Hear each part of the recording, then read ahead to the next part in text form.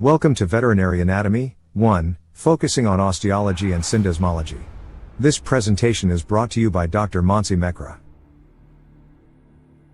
Joints are classified based on the binding material between bones or cartilages, known as ligaments. They can be synovial, fibrous, or cartilaginous, each with varying degrees of movement.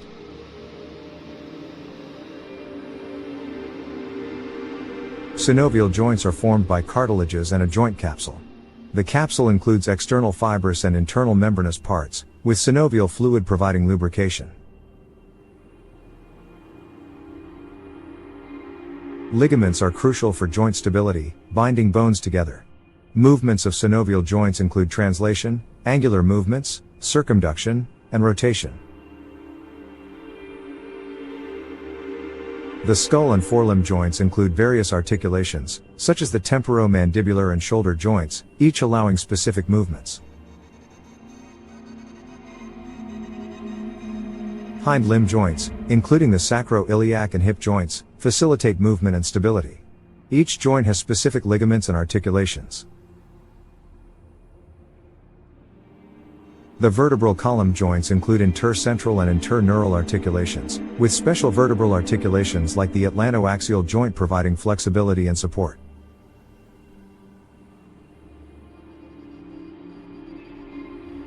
Thoracic joints, such as the costovertebral and sternal joints, involve various ligaments and articulations, allowing for movements like gliding and translation. This section covers the osteology and syndesmology of veterinary anatomy, focusing on the skeletal structure of animals. Analyzing previous year's trends, we see a focus on osteology, syndesmology, splanchnology, myology, neurology, angiology, histology, and embryology in veterinary exams. Descriptive anatomical terms help in understanding the planes of the body, such as the longitudinal median, sagittal, transverse, and frontal planes. Osteology involves studying the skeleton, including bones, ligaments, and cartilage. The skeleton is divided into axial and appendicular parts. Bones are composed of inorganic minerals and organic matter, with calcium phosphate being the primary component. Bones are classified by their shapes, such as long, short, flat, irregular, pneumatic, sesamoid, and visceral bones, each serving different functions. Bone structure varies, with compact bone forming the outer layer and spongy bone forming the inner layer, each with distinct characteristics. The structure of long bones includes the diaphysis, epiphysis, and metaphysis, with various cells like osteocytes and osteoclasts playing roles in bone development. Epiphyses are parts of bones that form joints, with different types like pressure, traction, and atavistic epiphyses, each having specific functions. Circumferential lamella are layers of new bone that contribute to the growth in width, while the periosteum covers bones except at articular surfaces.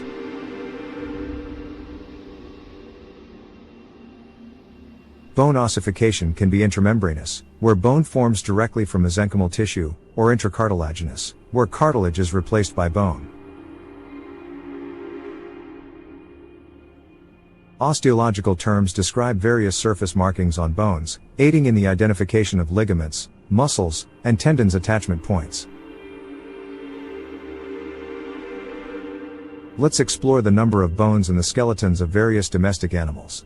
This table provides a detailed comparison, highlighting the differences among species like ox, horse, dog, pig, rabbit, and fowl. The scapula of an ox is a crucial bone in the forelimb. Here, we see its structure and the muscles attached to it, which play a vital role in the animal's movement.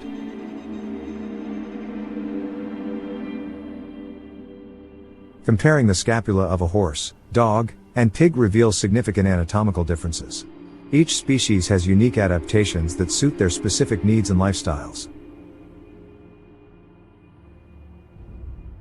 The scapula of a fowl is elongated and articulated parallel to the vertebral column.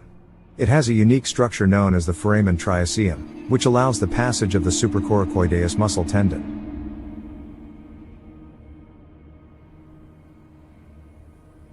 The humerus of an ox has distinct surfaces and muscle attachments.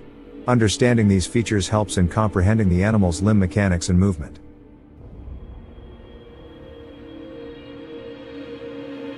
Examining the humerus of a horse, dog, pig, and fowl shows how each species has evolved differently. These differences are crucial for their respective locomotion and functionality. The radius and ulna of an ox are essential for its forelimb function. This slide details their structure and the various muscle attachments that facilitate movement.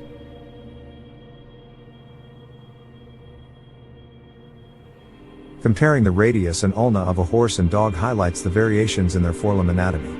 These differences are key to their distinct movement patterns.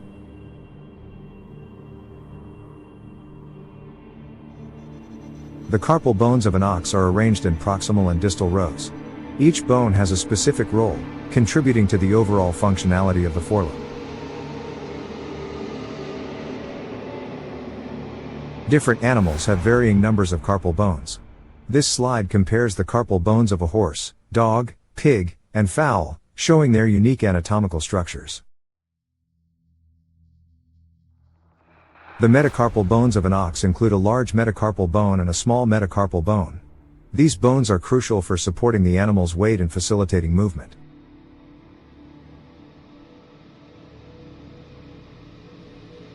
Different animals have varying numbers and structures of metacarpal bones.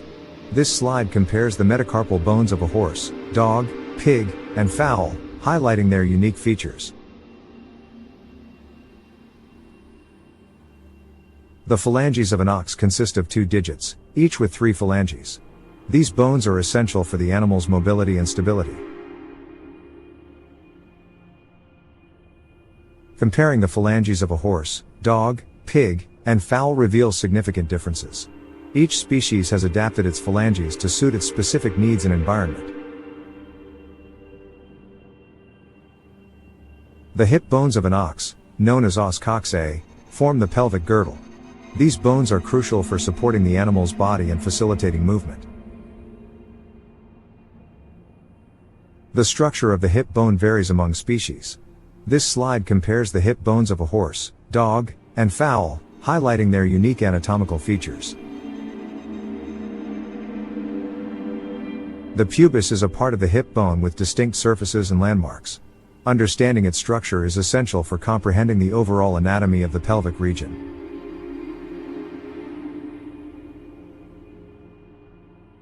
Comparing the hip bones of different animals shows how each species has evolved to support its body and movement.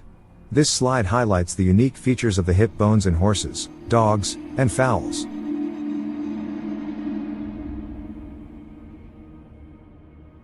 General considerations for the pelvic region include differences in the pelvic inlet, outlet, and diameters. These variations are important for understanding the reproductive and locomotion aspects of different species.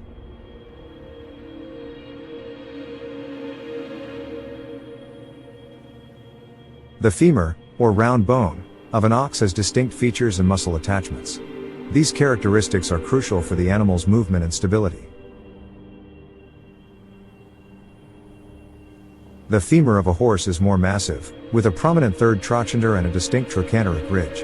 The trochanteric fossa is deeper, and the trochanter minor is in the form of a ridge.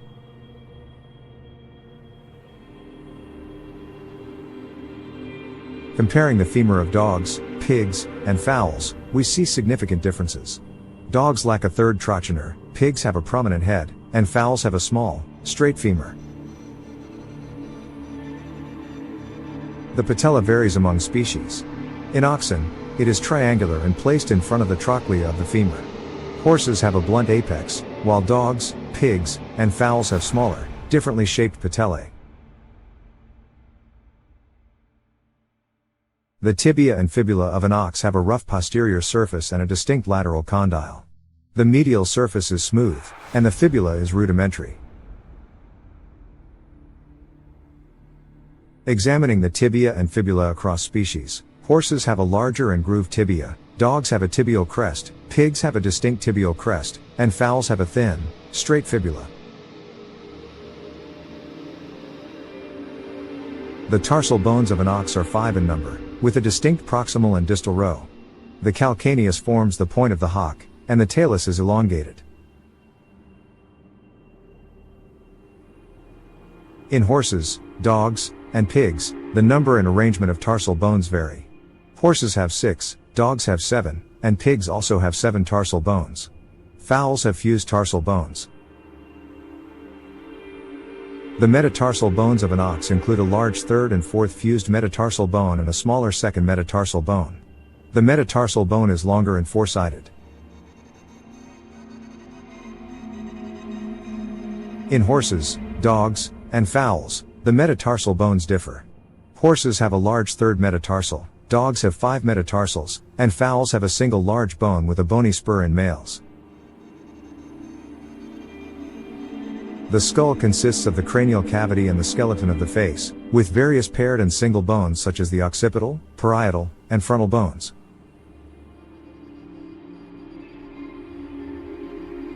The occipital bone, a single bone, forms the posterior aspect of the skull and has 3 parts: the lateral mass, basilar part, and supraoccipital part. The sphenoid bone, a single bone, forms the floor of the cranial cavity and has 2 parts, pre-sphenoid and post-sphenoid, with various foramina and processes. The temporal bone, paired, forms the lateral wall of the cranial cavity and has 2 parts, squamous and petrous. The ethmoid bone, single, forms the anterior part of the floor of the cranial cavity. The maxillae, the largest bone in the facial group, forms the floor of the nasal cavity and has several processes and foramina. The premaxillae are paired bones forming part of the palate.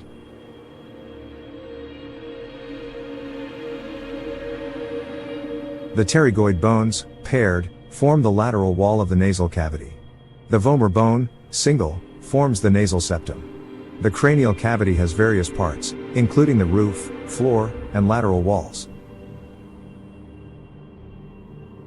This slide shows the different parts of the skull in various species, including the dog, pig, ox, and horse, highlighting the interparietal, parietal, occipital, and temporal bones.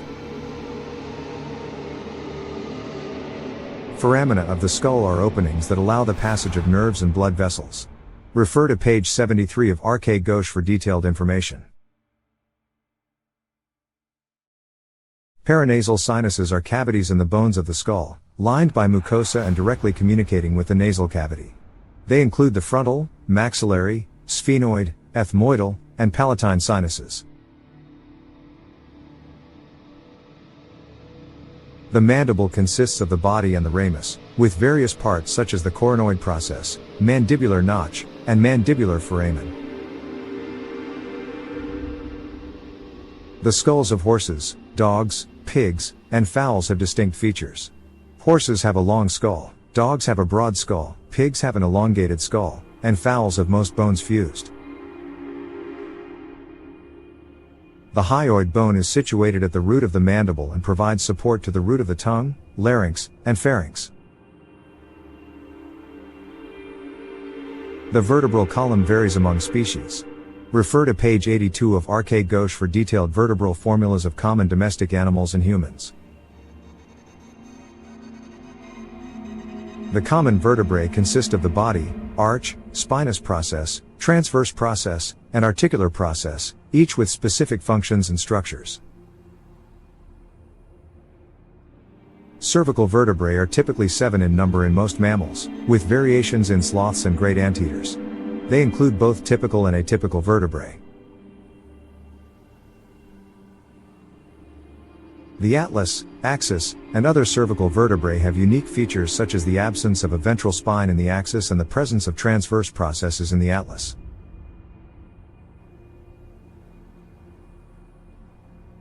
Thoracic vertebrae are characterized by long spinous processes and short transverse processes, with specific features for articulation with ribs.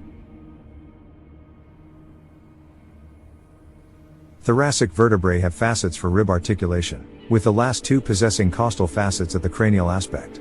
The supraspinous process of the third and fourth vertebrae is the highest point of withers.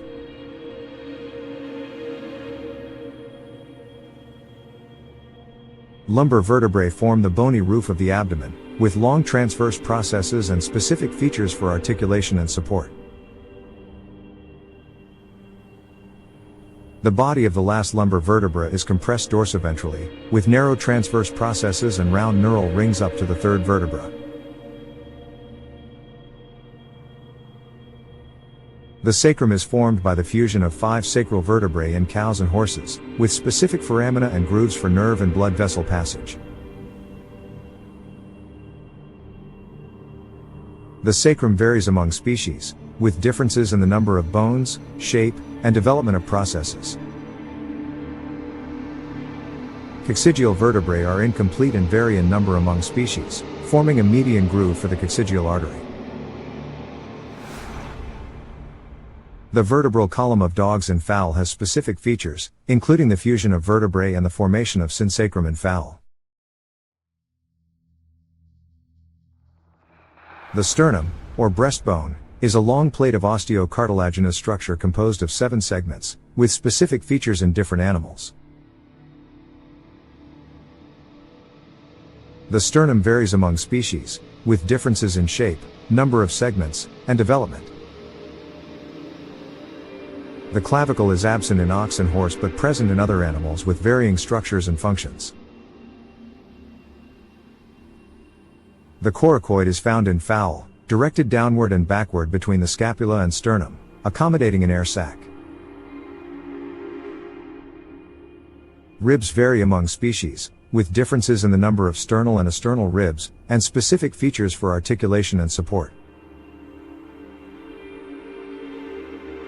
Different animals have varying numbers of ribs, with specific features for each species, including floating ribs and articulation points. Visceral bones are found within the viscera, including os cordis, os penis, os opticus, and os rostrale, each with unique functions. Thank you for your attention and interest in this presentation on vertebral and skeletal structures.